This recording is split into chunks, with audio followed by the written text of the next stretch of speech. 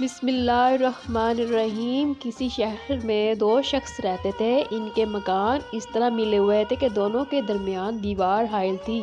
ان میں سے ایک شخص دوسرے پر حسد کرتا، اس پر نظر لگاتا اور اس کو نقصان پہنچانے کے تڑپے رہتا اور ہر وقت اس پر رشک کھاتا تھا۔ اس کا حسد یہاں تک بڑھا کہ اس کے کھانے پینے اور میٹھی نیند سونے میں کمی آ گئی۔ جو حسد کرتا تھا اس کا نام تھا عمران، اور جس کے اوپر حسد کیا جا رہا تھا اس کا نام تھا شہریار۔ یہ دونوں ایک دوسرے کے پڑوسی تھے۔ عمران جتنا زیادہ حسد کرتا، شہریار اتنا ہی زیادہ بڑھتا، پھلتا، پھولتا۔ لیکن اس سے پہلے کہ اگر آپ چینل پر نیو ہیں تو چینل کو سبسکرائب کر دیجئے اور اسے دوسروں تک بھی شیئر کر دیجئے۔ جب شہریار کو پتہ چلا کہ عمران اس کے اوپر بہت زیادہ حسد کرتا ہے تو وہ وہاں سے بہت دور دوسرے شہر چلا گیا، اور اس نے کہا کہ اس کی وجہ سے اگر مجھے دنیا بھی چھوڑنی پڑی تو وہ بھی میں چھوڑ دوں گا۔ اب اس نے ایک دوسرے شہر میں جا کر سکونت اختیار کی اور اپنے لیے ایک چھوٹا سا ٹکڑا زمین کا خریدا، جس میں سے ایک قدیم نہر کا کنواں تھا۔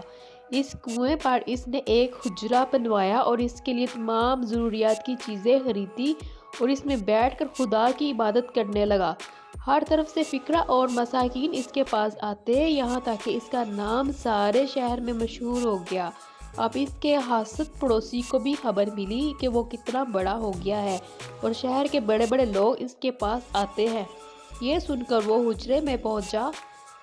شہریار نے اس کی بہت آؤ کی اور اسے بڑی عزت سے رکھا۔ اب عمران نے کہا کہ میں تجھ سے کچھ باتیں کرنی ہے، جس کی وجہ سے میں یہاں تیرے پاس آیا ہوں، اور میں تجھے ایک خوشخبری سنانا چاہتا ہوں۔ اٹھ اور اپنے حجرے میں میرے ساتھ چل۔ شہریار اٹھ کھڑا ہوا اور حاسد کے ہاتھ میں ہاتھ ڈال کر حجرے کے کنارے تک پہنچ گیا۔ عمران نے کہا فقیروں سے کہہ دے کہ باہر چلے جائیں، کیونکہ میں نے تجھ سے بطور راز کچھ کہنا چاہتا ہوں، جیسے کوئی اور سننے نہ پائے۔ شہریار نے فقیروں سے کہا کہ تم لوگ باہر چلے جاؤ، اور سب اس کے کہنے پر باہر چلے گئے تو دونوں اس پرانے کنویں پر پہنچے، اور حاسد نے محسود کو دھکا دے کر کنویں کے اندر دھکیل دیا اور کسی کو اس کی خبر تک نہ ہوئی۔ عمران وہاں سے چلتا ہوا اور وہ سمجھا کہ شہریار مر گیا ہوگا۔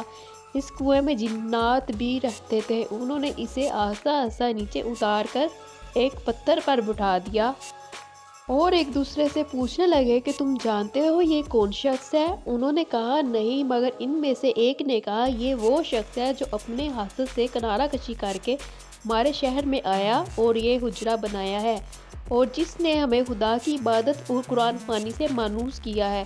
لیکن اس کا حاسد چل کر یہاں آیا اور اس سے ملاقات کی اور اسے دھوکے سے یہاں تمہارے پاس پھینک دیا۔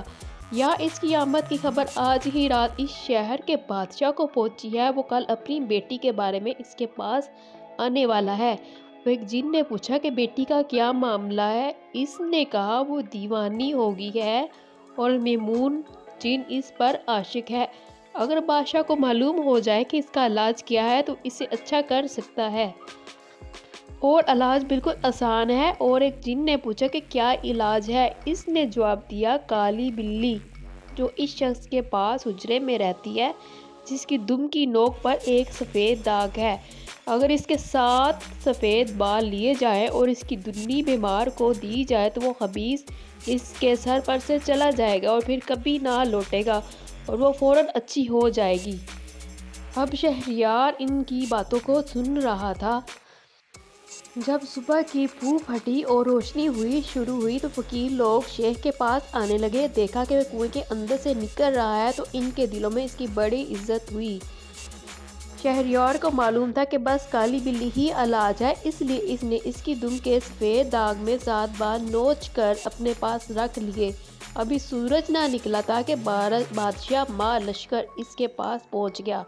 بادشاہ اور اس کے اراکین اندر داخل ہوئے اور باقی باہر ٹھہرنے کا حکم ملا۔ جب بادشاہ شہریار کے حجرے میں داخل ہوا تو اس نے اس کا خیر مقدم کیا اور اپنے پاس بٹھایا اور اس سے کہا کہ میں تیرے آنے کی وجہ بیان کروں۔ بادشاہ نے کہا ہاں۔ اس نے کہا کہ تو میرے ملنے کے لیے آیا ہے، کیونکہ تیرے دل میں یہ خیال ہے کہ تو اپنی بیٹی کے بارے میں مجھ سے سوال کرے گا۔ بادشاہ نے کہا اے نیک مرد، درست ہے، شہریار نے کہا اسے بلوا بھیج اور خدا نے چاہا تو فوراً اچھی ہو جائے گی۔ بادشاہ نے خوش ہو کر اپنی بیٹی کو بلوایا۔ جب وہ لوگ اسے لانے کی کوشش کی، اس کی بیٹی کی مشقیں بندھی ہوئی تھی اور پاؤں میں بیڑیاں پڑی ہوئی تھی۔ شہریار نے اسے بٹھا کر اس کے اوپر کپڑا ڈال دیا اور کپڑا نکال کر اس کی دھنی دی۔ اس کے اوپر جو جن سوار تھا وہ چلا گیا۔ لڑکی اپنے آپ میں آ گئی۔ اس نے اپنا چہرہ چھپا لیا اور کہنے لگی یہ کیا قصہ ہے اور مجھے کون اس جگہ لایا ہے۔ بادشاہ انتہا خوش ہوا اور لڑکی کی آنکھوں کو بوسہ دیا، شہنشاہ کے ہاتھ چومے۔ اب وہ اراکین کی طرف مخاطب ہو کر کہنے لگا تمہارے خیال میں وہ شخص کس انعام کا مستحق ہے جس نے میری بیٹی کو اچھا کیا؟ انہوں نے کہا اس کی شادی اس سے ہونی چاہیے۔ بادشاہ نے کہا تم سچ کہتے ہو۔ اس نے اپنی بیٹی کو اس سے بیاہ دیا۔ اب شہریار بادشاہ کا داماد بن گیا اور تھوڑے دنوں کے بعد وزیر کا انتقال ہو گیا تو بادشاہ نے پوچھا اب کسے وزیر بنایا جائے؟ تو انہوں نے کہا اپنے داماد کو۔ اب شہریار وزیر ہو گیا۔ کچھ دنوں کے بعد بادشاہ فوت ہوا تو لوگوں نے مشورہ کیا اب کسے بادشاہ بنایا جائے۔